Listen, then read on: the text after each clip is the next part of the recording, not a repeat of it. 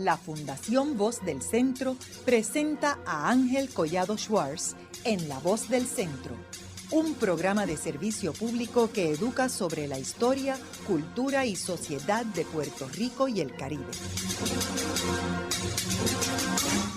Saludos a todos. El programa de hoy está titulado La historia de la industria avícola en Puerto Rico. Y hoy tenemos como nuestro invitado el licenciado Julio Eduardo Torres, un prominente abogado en Puerto Rico y que ha hecho otros programas aquí con nosotros y que fue presidente de los Pollos Picú en Aybonito. Julio, me gustaría comenzar explicándole a nuestros radioescuchas en qué consiste la industria avícola. Buenas noches a todos. Debo comenzar señalándote que aunque los Pollos Picú éramos esencialmente gente de Aybonito y pretendimos establecerlo en Aybonito, era en Cuamo que estuvo nuestra industria.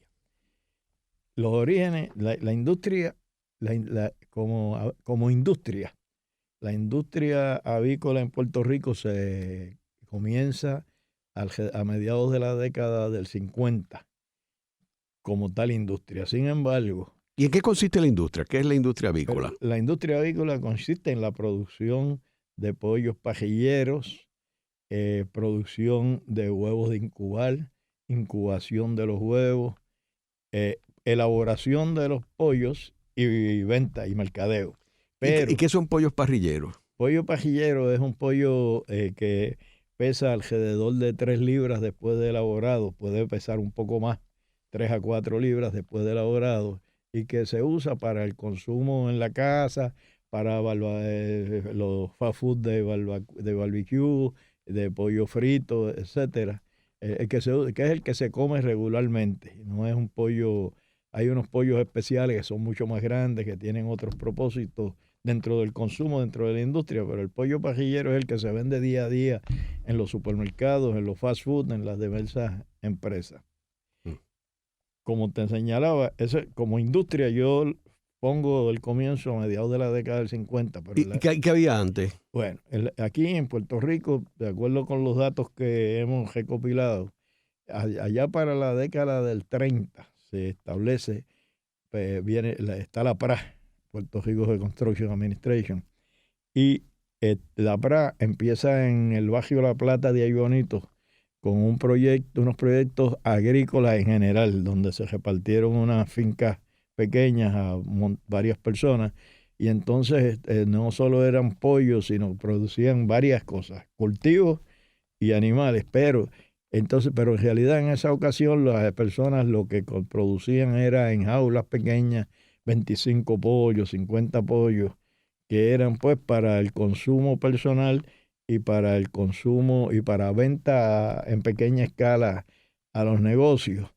Eso después de que en la Segunda Guerra Mundial básicamente eso desaparece, pero entonces llegan en la década del 40, aproximadamente 1943-44, llegan los menonitas a Aybonito, al barrio La Plata precisamente, y establecen una serie de actividades, algunas de las cuales eran agrícolas. Se establece lo que el Hospital Menonita, que hoy es la base de lo que hoy es el sistema de salud menonita que cubre todo Puerto Rico. Ellos establecen eso y como parte de eso empiezan también a promover la crianza de pequeñas cantidades de pollo, muy similar en la cuantía a lo que se producía en la década del 30 bajo la PRA. Eso. Quiero hacer un comentario sobre la PRA para beneficio de nuestros radioescuchas, y tenemos en la biblioteca virtual de La Voz del Centro varios programas sobre la PRA y sobre la PRERA. Y es que esto surge cuando Eleanor Roosevelt viene a Puerto Rico, que era la primera dama en 1934, y ella se da cuenta de la pobreza extrema que había en Puerto Rico y que los programas del nuevo trato de Roosevelt no estaban teniendo la efectividad que se supone tuviera en Puerto Rico, porque Puerto Rico era un territorio, no era un estado de Estados Unidos. Y ahí que surge la creación de la Puerto Rico Reconstruction Administration, que es que se crea un programa especial para Puerto Rico. Y de ahí que surge lo que habla nuestro invitado, de cómo surgen fondos aquí para la industria avícola. Bien. Así llegamos a la década del 50, y en la década del 50 un grupo todavía del grupo menonita, pero gente que una vez, porque los menonitas llegaron aquí en la Segunda Guerra Mundial, porque eran objetores por conciencia, y entonces hubo un programa para que dieran servicios comunitarios en comunidades como Puerto Rico, en lugares que estaban atrasados, en sustitución del servicio militar. De ese grupo que vino, muchos se quedaron en Puerto Rico, algunos para el resto de su vida, y empezaron a hacer otros trámites. A manera de el fundador y padre de la industria avícola de Puerto Rico, Stanley Miller, viene en ese grupo. Después O sea, él era un menonita. era un menonita, era educador también, fue director entonces de la Academia Bautista en Bajanquita, etcétera, y empieza a promover la industria avícola en el área, en la industria avícola. Empieza al principio de la década del 50, tiene no solo la producción de huevos ya en alguna escala más bien comercial, y empieza la producción de pollos vivos en escala comercial, no al nivel no al nivel que se producen hoy, pero sí ya no 40 o 50 pollos, sino 1,000, 2,000, 3,000, hasta 5,000 pollos eventualmente. Los pollos se vendían vivos. Había en la isla un montón de puestos que tenían una peladora, y entonces la persona se le vendían perdón, los pollos vivos, los tenían en una jaula, el cliente, el consumidor iba, escogía su pollo y allí se lo pelaban y se lo entregaban pelado, que es el primer activo de pollo elaborado. Así ocurre, va aumentando, y entonces Stanley se une con algunos otros menonitas que estaban en el área de Aybonito, y crean primero una empresa que se llama Servicio Agrícola Torrecilla, que se dedica a la producción de pollos en el campo para vender vivos, y eventualmente en un edificio industrial de los que se habían creado para establecer cualquier tipo de fábrica, Stanley se dirige y recibe el apoyo de Teodoro Moscoso, y se crea una planta para elaborar pollo en un edificio que no fue construido para eso, sino que lo que se hizo fue adaptarlo. Y eso, así surge el Torrecillas Poultry Products, que fue la empresa que empezó a producir los pollos elaborados más o menos entre el 57 y el 58. ¿Y quiénes eran los dueños? Los dueños eran básicamente un grupo de menonitas que se habían quedado aquí. Stanley Miller, Harold Cocanau, el Simon Lichty, Johnny Hosteler y algunos otros más. A su vez, Stanley recluta a dos jóvenes puertorriqueños. Uno era Antonio Álvarez, Toño. Toño había sido discípulo de Stanley en Bajanquita. Él era del campo. Y de Stanley le había gestionado para que fuera a estudiar a Goshen, Indiana. Y de acuerdo con lo que nos contaba Toño, pues como parte de un muchacho pobre que estaba con beca, etcétera, para agenciarse algunos fondos, empezó a trabajar de noche y en su tiempo libre en plantas de pollo allí.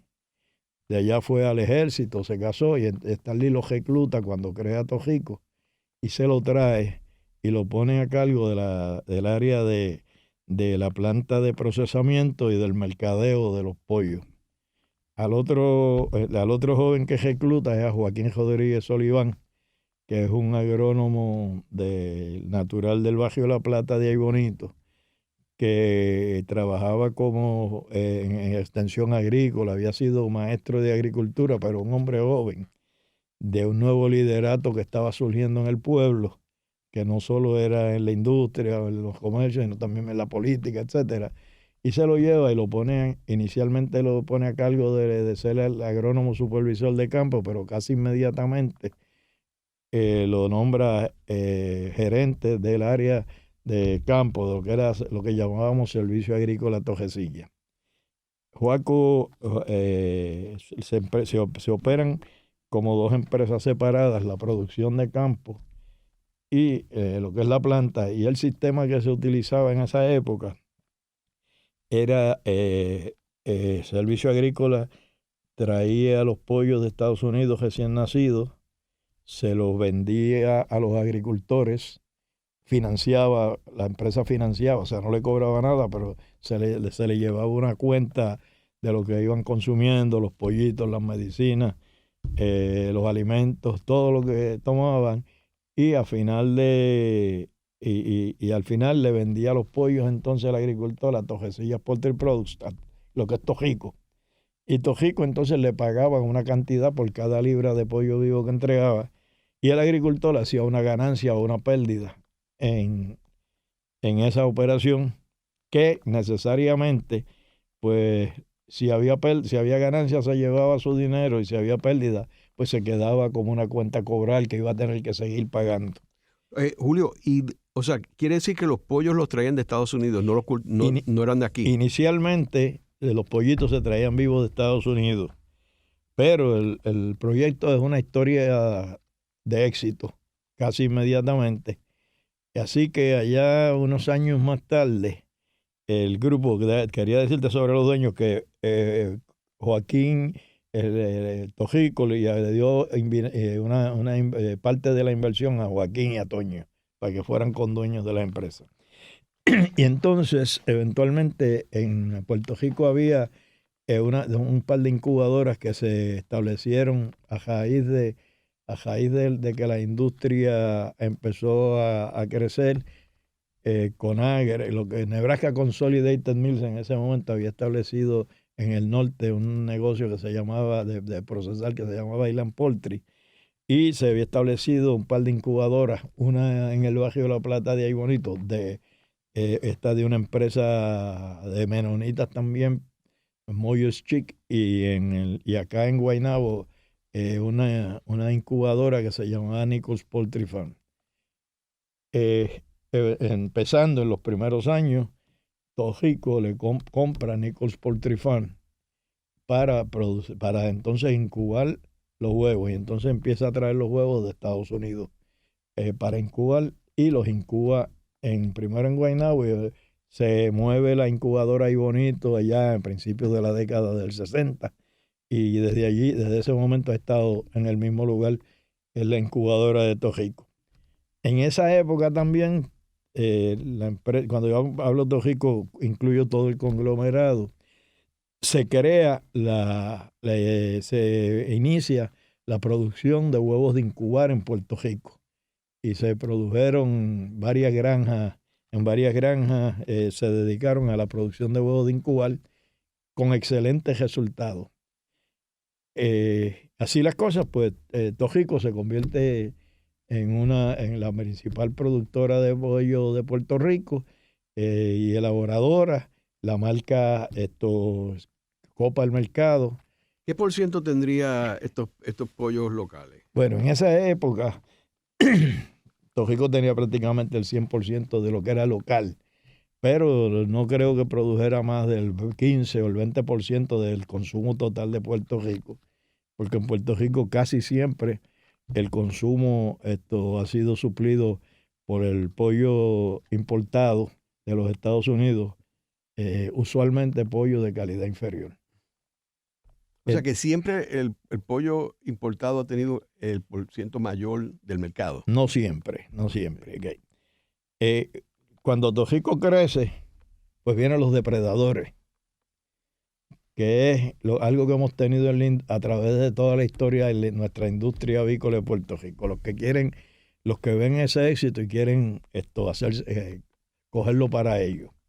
Y entonces, pues Tojico crece con unas deficiencias de capital, porque su crecimiento fue desmesurado, bastante fuerte, y eso lo obligó a entrar en una serie de financiamientos muy costosos, con intereses altísimos, para allá, para 1963, 64, 65.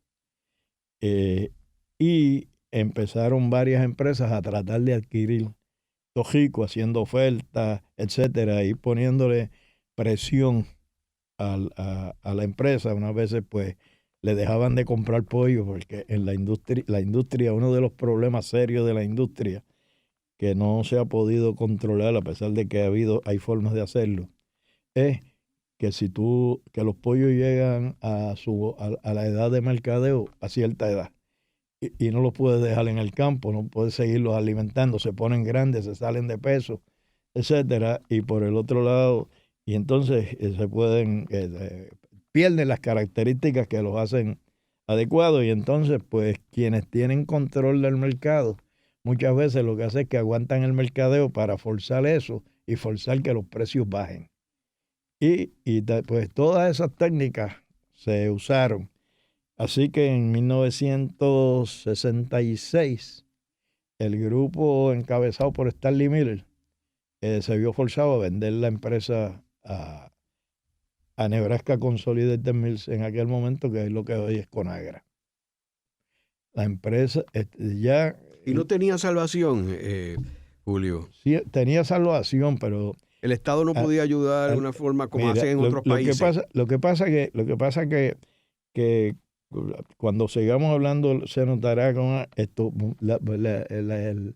la salud económica de la empresa en buena medida ha dependido de que el gobierno y los secretarios de Agricultura en cada momento entiendan la empresa y la vean como no con la visión de los 50 de la agricultura y de los 40 y 50, que era el conuco donde se le daban unas poquitas de semillas y unos animalitos para el agricultor pequeño para que los criara, sino como una empresa industrial donde el volumen es esencial para poder reducir los costos, poder competir en el mercado, etcétera. Y en la medida en que el gobierno no ha visto eso, pues en las ocasiones en que no lo han visto, eso ha puesto una tensión fuerte sobre la industria. Y en esa época, lamentablemente, un secretario, al final, cuando se hizo la venta, el secretario de Agricultura, que era una persona muy, muy conocedora, y de hecho, que era don Miguel Hernández Agosto, no veía con buenos ojos el crecimiento de la industria porque no creía en ella. ¿Y por qué no creían en ella? Pues yo no lo sé, pero Joaquín Rodríguez, que fue presidente de Tojico hasta su jubilación y que fue colaborador nuestro en el libro que se hizo sobre la industria avícola, siempre se quejaba de que esa transacción tuvo que hacerse porque Hernández Agosto no entendió nunca la industria y no veía no podía entender la gestión que realizaba Stanley Miller y su grupo.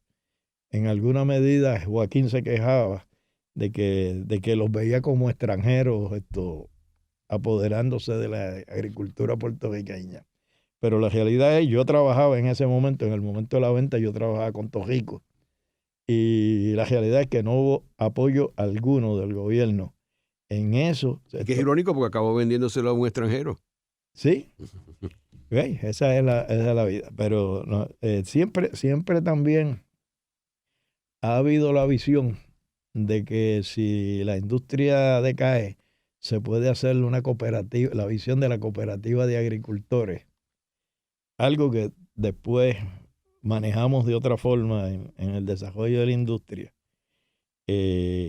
pero que en la realidad, pues la participación de los agricultores como condueños de la industria puede y ha sido exitosa, pero no la visión de que sean los únicos dueños, a mí me parece que excluye varios componentes importantes que le ponen demasiado presión al futuro de esa empresa. Es que Stanley se ve obligado a venderlo. Eso se veía que iba a tener porque no era Conagra la única, Nebraska Consolidated Mills la única que estaba presionando para adquirirla. Había varias empresas compitiendo y pues parecía obvio. Antonio Álvarez se había dado cuenta de eso y un año y pico antes de la venta, en 1964, se fue y montó su propia empresa para vender pollos vivos. Yo en esa época estaba empezando mi vida profesional como contador y trabajé en Tojico en esos años, a partir del 60, los veranos de que estudiaba, y a partir de 1963 trabajaba a tiempo completo con ellos.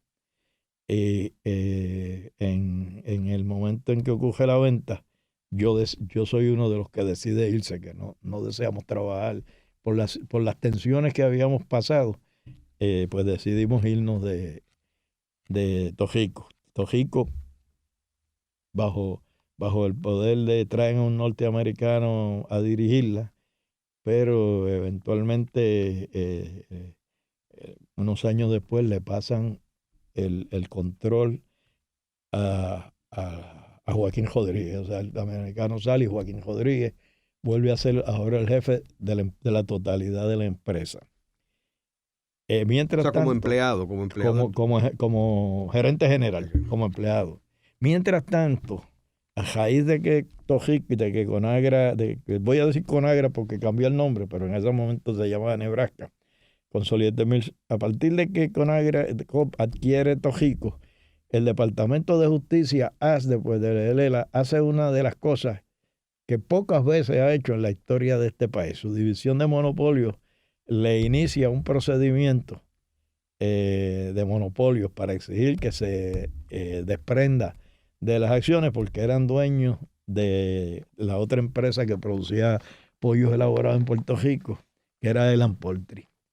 Y en 1968 aproximadamente llegan a un acuerdo mediante el cual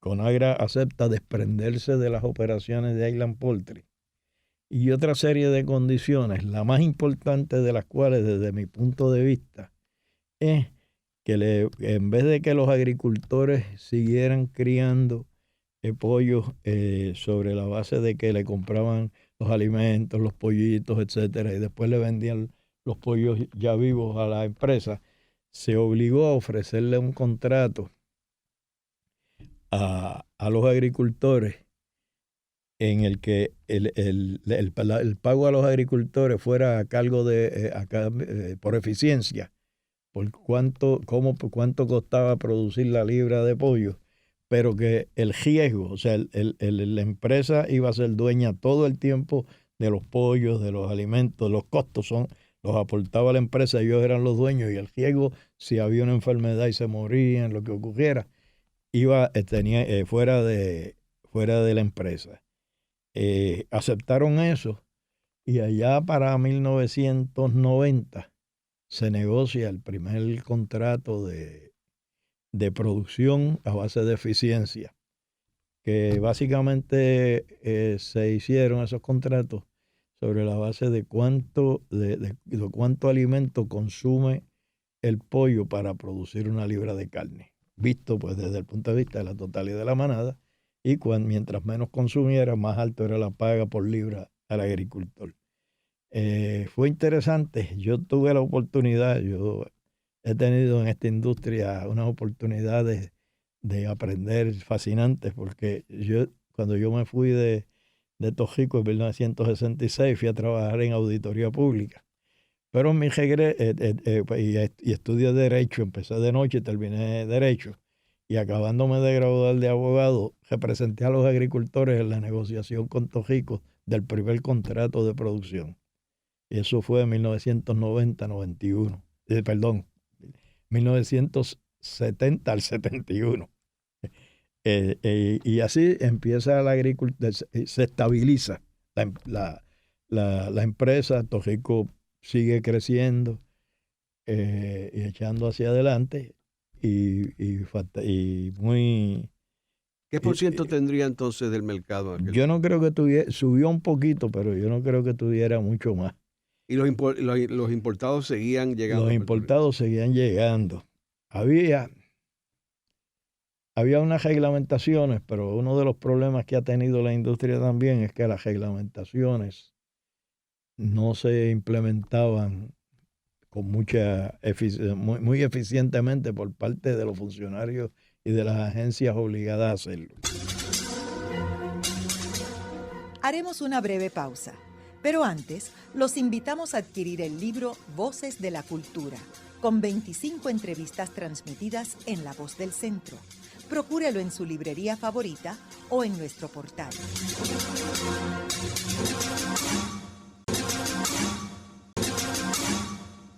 Radio Funglode.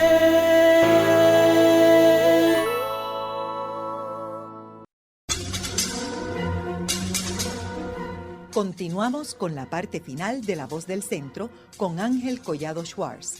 Pueden enviarnos sus comentarios a través de nuestro portal www.vozdelcentro.org. Continuamos con el programa de hoy titulado La historia de la industria avícola en Puerto Rico. Hoy con nuestro invitado, el licenciado Julio Eduardo Torres, quien es un prominente abogado y recientemente participó y colaboró en una publicación publicada bajo el título de La industria avícola de Puerto Rico, un sueño logrado por Stanley Miller. En el segmento anterior estuvimos hablando de cómo esta industria surge a raíz de la implementación de la PRA en Puerto Rico y luego de un personaje que fue bien importante, que es Stanley Miller y los menonitas. Hablamos también de que Puerto Rico siempre tenía pollos importados. Y tú mencionaste, Julio, que la calidad de esos pollos no es igual que la calidad local. ¿En qué se basa ese comentario? Mira, el pollo elaborado, ha habido distintas épocas, pero el pollo elaborado, cada pollo es inspeccionado en la planta pollo a pollo. En este momento por un inspector federal. Ya hace 40, 50 años era un inspector de Puerto Rico, pero que cada uno es inspeccionado.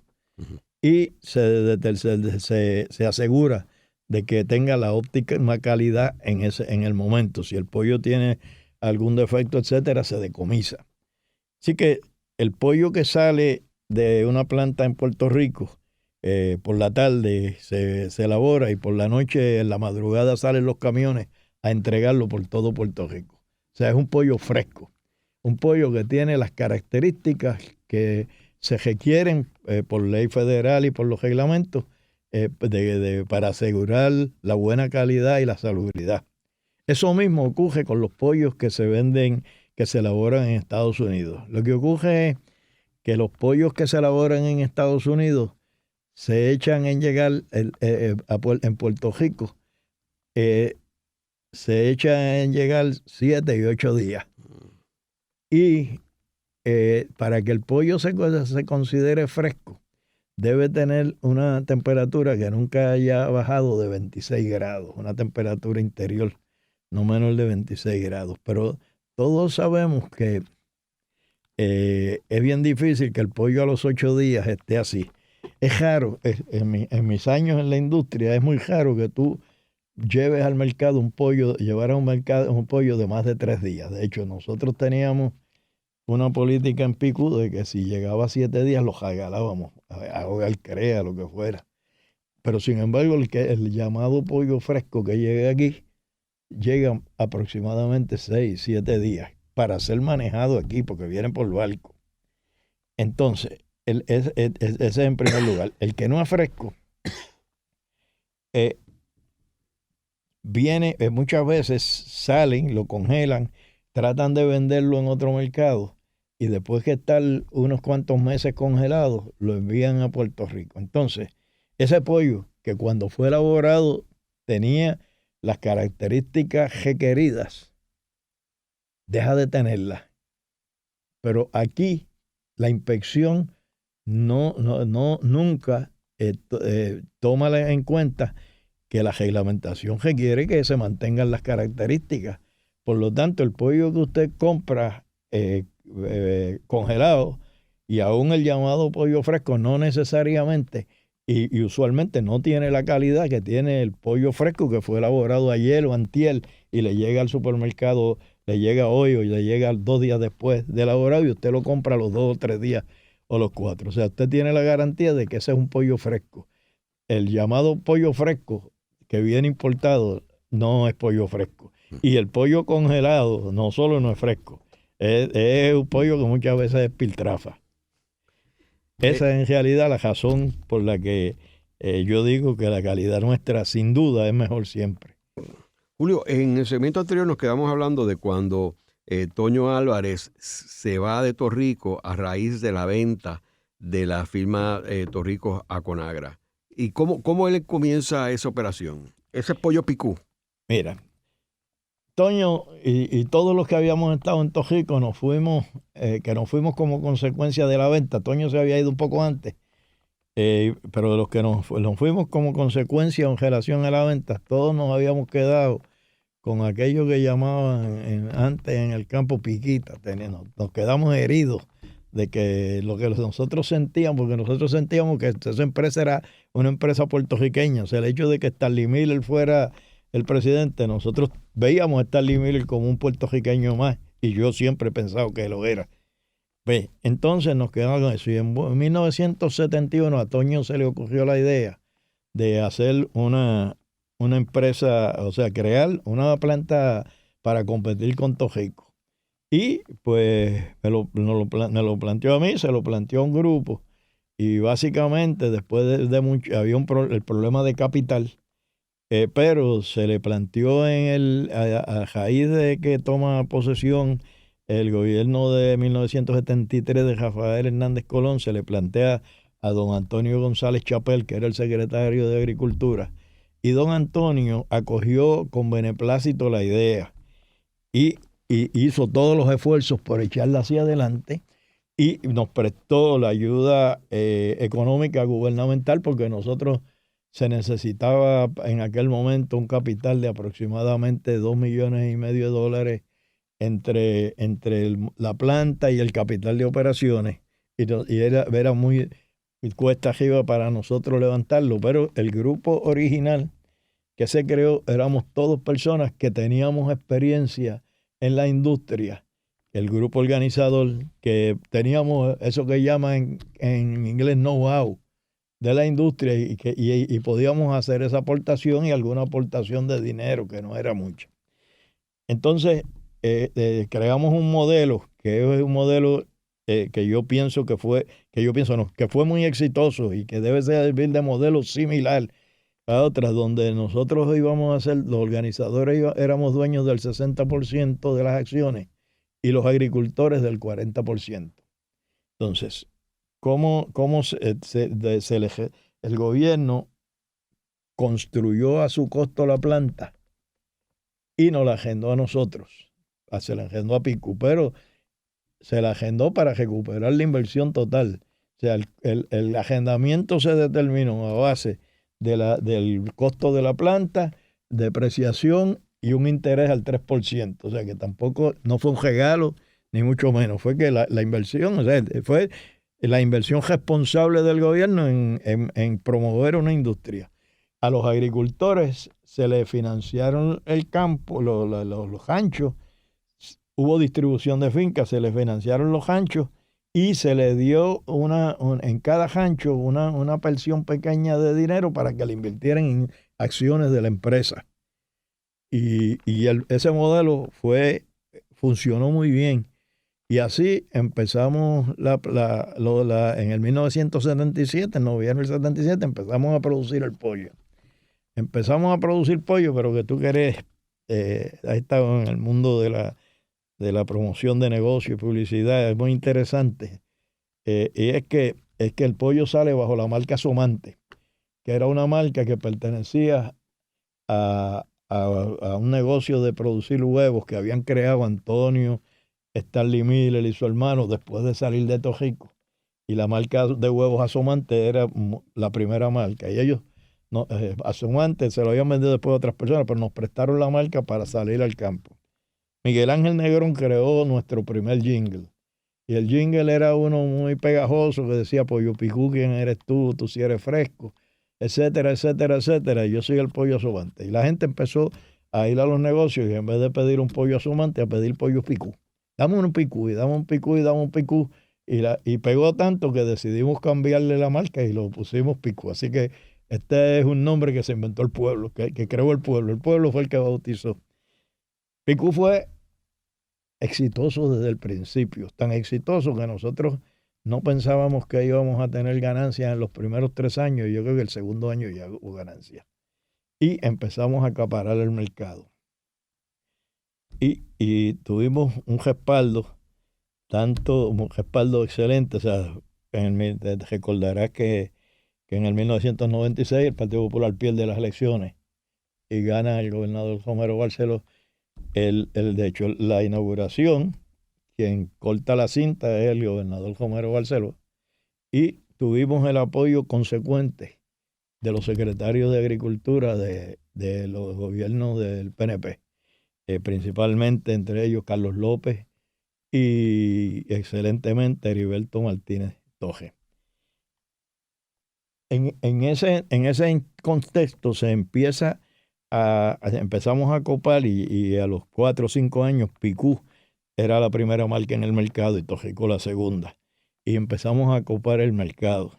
Ahora, todavía los importadores eran la mayoría. Los importadores eran la mayoría, pero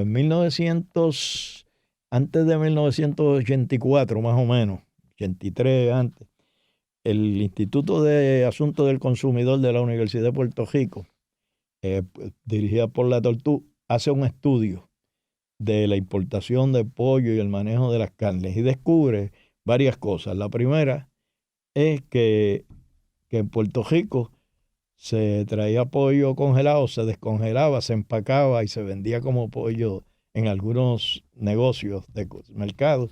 Se vendía como pollo fresco, producido del país.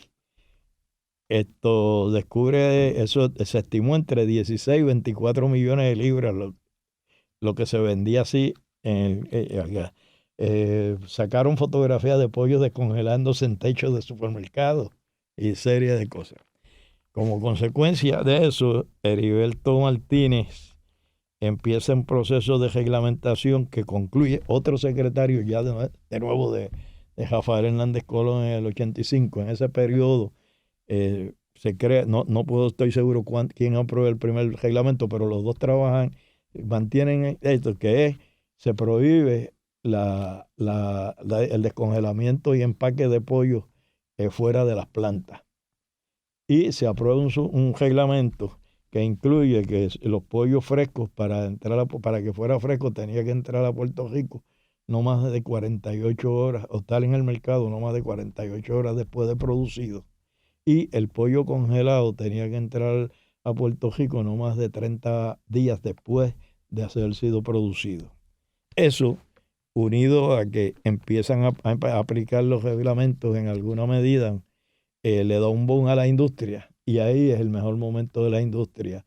Ahí llegamos a tener entre ambas empresas más del 50% del consumo. Total, que eso es alrededor de 1986, 87, 88. Pero ya estaban los depredadores de nuevo. Ahora querían comprar Picú. Y empezaron a hacernos desde 1984 ofertas para comprar Picú. Y tuvimos una serie de discusiones, etcétera, oposiciones. Había quienes querían vender, quienes no. Finalmente, en 1989, se le vende el 45% de la empresa a Continental Grain Company, que es una multinacional que estaba en el negocio. Y a la vez adquirimos de Continental Grain Company un molino que ellos tenían en Guánica. Adquirimos el 100%. O sea, en la transacción nos hicimos Picú de nuestro molino que no teníamos. Y entonces convertimos nuestra operación en una operación integrada, excepto los huevos que los comprábamos en Estados Unidos y obviamente los granos. Pero una vez traíamos los huevos por avión, los incubábamos en Cuamo, los criábamos en la finca de los agricultores, los procesábamos en Cuamo, los alimentos los producíamos en Guánica, en un molino que tenía su propio muelle. ¿Y para qué sirve el molino? El molino para producir los alimentos de los pollos, lo que nos dio un control sustancial sobre calidad y sobre costo. El negocio, no todos los negocios son buenos, y pues el negocio era a cambio de que los granos había que comprárselos a Continental Grain Company. Y esa parte no fue tan buena. Pero seguimos seguimos operando. Yo puedo decir que yo me encargué en ese contrato del contrato para venderle el 45, de que ellos nunca pudieran adquirir el control a menos que le compraran a todo el mundo o le hicieran una oferta de comprarle a todo el mundo. Pues porque sabemos que es fácil tú subirle el precio a un 6% o a menos un 5 más una acción de por ciento y entonces adquirir el control. Y el contrato tenía unas disposiciones.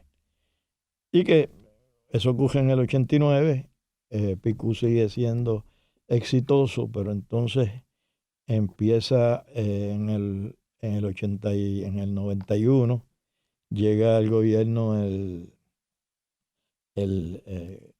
cambia de gobierno, llega Rosselló, y empiezan los rumores de la creación de una nueva planta, que el gobierno, obviamente, había unos agricultores de Tojico que estaban enojados y empezaron a trabajar para una planta, pero en nuestra opinión, equivocados en términos del análisis de mercado, porque la teoría es, pues si tenemos el 55%, queda un 45%, pero eso no es cierto, porque ese mercado del 45% en buena parte es el de cafeterías, etcétera, etcétera, que lo que consumían era pollo de segunda, que nosotros no podíamos competir. Entonces ocurre algo en 1992 que demuestra de nuevo los problemas que crea. O sea, Juan Bauzá Sala se ha ido de agricultura y ya no tenemos tanto apoyo. Y en 1992, una agrupación de Estados Unidos, el National Brewery Council, radica una demanda para anular el reglamento de Puerto Rico. El que decía que no podían entrar pollo de más de 30 días congelados ni más de 48 horas si era fresco. Y esa demanda es en la Corte Federal. Nosotros le pedimos y le rogamos al Departamento de Agricultura que contratara representación legal externa para defender el reglamento. Picú y Tojico nos juntamos y contratamos una firma de Washington, pero era solamente como amicus curiae, no tenía representación.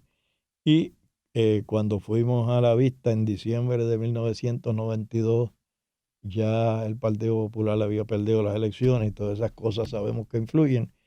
El gobierno no se presentó a defender el reglamento y el reglamento se anuló. Y entonces, en una negociación de última hora, promovida por el juez que presidía la vista, se subió a 199 horas el tiempo para entrar pollo fresco, que es lo mismo que 7, 8 días, que eso. Y se subió y se dejó sin efecto el de los 30 días. O sea que podía entrar pollo congelado en cualquier momento. ¿Y entonces qué sucede con la empresa? Eso fue un golpe duro. Fue un golpe duro, pero seguimos trabajando. Pero seguían entonces nuestros socios de Continental Grain, que desde 1984 estaban tratando de adquirir la empresa en su totalidad, haciendo ofertas. Y entonces él estaba de comprar la totalidad de la empresa. Estaba por un lado la amenaza de que se iba a crear en los 93, 94, la amenaza de que se iba a crear una empresa nueva. Se iba a crear una empresa nueva que venía a competir. Y estaba por el otro lado la presión de Continental haciendo ofertas y la otra, y el hecho de que las operaciones, los ingresos habían bajado. Y una buena parte de nuestros socios en la empresa deciden que quieren vender. Y entonces, pues, nos pusimos patriotas, y en una reunión en un restaurante ahí bonito, después de salir de una reunión de donde se decidió la mayoría que querían vender, Osvaldo Rivera Mercado, Chiqui Rivera, que era era uno de los socios fundadores, el ingeniero que había construido Picú y había construido Tojico, etcétera. Estaba él, estaba Nelsa López y yo. En torno a una botella de vino decidimos hacer todos los esfuerzos para mantener la Picú una empresa puertorriqueña. Y la historia de lo que ocurrió ahí es bastante larga, pero usando las disposiciones del contrato que impedían que aquellos compraran, sino le compraban a todos a base de una fórmula. Terminamos en el 1995, creamos un grupo de puertorriqueños unidos a Osvaldo y a mí, que éramos accionistas, entre los dos controlábamos como un 20% de la parte puertorriqueña. Nos unimos con un grupo y adquirimos la mayoría de las acciones de Picú. Así que nos quedamos en 30 de septiembre del 95. El grupo nuestro controlaba como el 51-52% de las elecciones. Un pequeño grupo de agricultores que quería quedarse y que porque nosotros queríamos que los agricultores se quedaran, pero en realidad la oferta a ellos les parecía muy buena y temían los riesgos. Un pequeño grupo aún decide quedarse y controlaba como un 3, un 4%, y Continental Grain el 45%. Y ahí cambiamos la dirección. El negocio más o menos tuvo sus altas y bajas, siguió creciendo. Nuestra relación con Continental Grain se fue deteriorando y decidimos que se tenían que ir. Nosotros en ese periodo empezamos a probar una serie de cosas nuevas e hicimos una inversión adicional con un financiamiento que conseguimos los socios nuevos que estábamos. Y en 1997 compramos la parte de Continental Grain y devolvimos a Picú, a una compañía 100% puertorriqueña. Más o menos se mantenía el mercado igual, Tojico y Picú controlando más del 50% del mercado. Pero en 1998 pasan dos cosas serias. La primera, que va a abrir la empresa promovida, la tercera empresa que el gobierno había promovido. Y pocos días antes o alrededor de la fecha de la apertura, viene el huracán George. Y el huracán George nos dio duro a nosotros. Nos mató más de 2 millones de pollos a Picú, porque Acuamo fue el área de nuestros productores, fue donde más duro azotó. Abre la otra empresa. Cuando Picú regresa a producción en el 99, el mercado no aguanta toda esa producción y se cae el mercado, y la empresa que se había creado en Salinas, Papri, deja de producir entre 1999 y 2000, y nosotros llegamos maltrechos al 2000. En el 2000 cambia el gobierno, se nombra a Fernando Toledo secretario de Agricultura. Fernando es, en mi opinión, junto con don Antonio González Chapel y sin juzgar a Jamón González, los dos mejores secretarios de Agricultura que yo he conocido, aunque ha habido algunos buenos. Y Fernando trae una visión totalmente distinta de la agricultura, trae la visión de la agricultura como una empresa, algo de desarrollo económico, no meramente la agricultura tradicional de pequeños conucos, etcétera, y la empieza a implantar en varias áreas, no solo en la de pollo. Pone todo su esfuerzo y Picú empieza despega nuevamente, y él tiene una época de producción extraordinaria durante los años 2001 y hasta mediados de 2002. Fernando, eso ocurre también en otras empresas, en otras áreas de la agricultura. En el 2002, lamentablemente, ocurren dos situaciones. En la nuestra, en el caso de Picú, alegadamente apareció un ratón en un área de producción. Un día nosotros estamos convencidos de que fue un acto de mala fe, de que alguien metió el ratón allí. Fuimos objeto de persecución por USDA, persecución clara, al punto de que se me amenazó a mí personalmente por funcionarios de USDA, porque si seguía hablando públicamente y denunciando sus acciones, me iban a acusar de violar la ley, que ellos, eso, y tuve que contratar representación profesional para que les hiciera saber que la Constitución que ellos defienden dice que hay libertad de expresión, etcétera. ¿Y qué sucedió con la empresa? La empresa, eso ocurre, lo del ratón ocurre un mes, en abril, principios de abril, y en junio despiden a Fernando Toledo de secretario de Agricultura, y de ahí en adelante el Departamento de Agricultura se convirtió en nuestro enemigo. Y la combinación de la persecución de dos departamentos, el federal y el estatal, llegó un momento en que yo decidí renunciar e irme a ver si se podía mejorar, se podía resolver la situación, pero la empresa terminó quebrando. Y de ahí...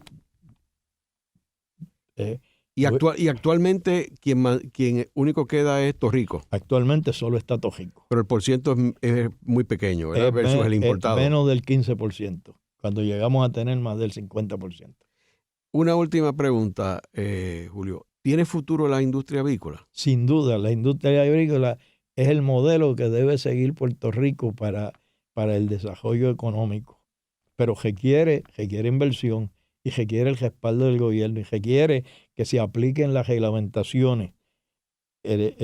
Porque uno de los problemas es que no se aplican las reglamentaciones ni se atienden los procesos y la competencia desleal la destruye.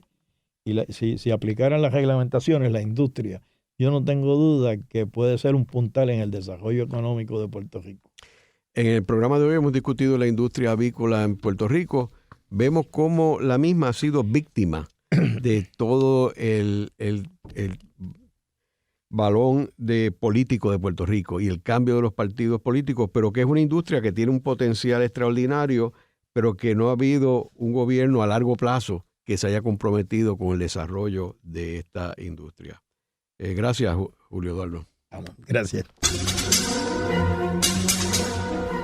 Esta ha sido una producción como servicio público de la Fundación Voz del Centro. Los invitamos a sintonizarnos la próxima semana a la misma hora. Y recuerden que pueden adquirir el libro Voces de la Cultura en su librería favorita o en nuestro portal.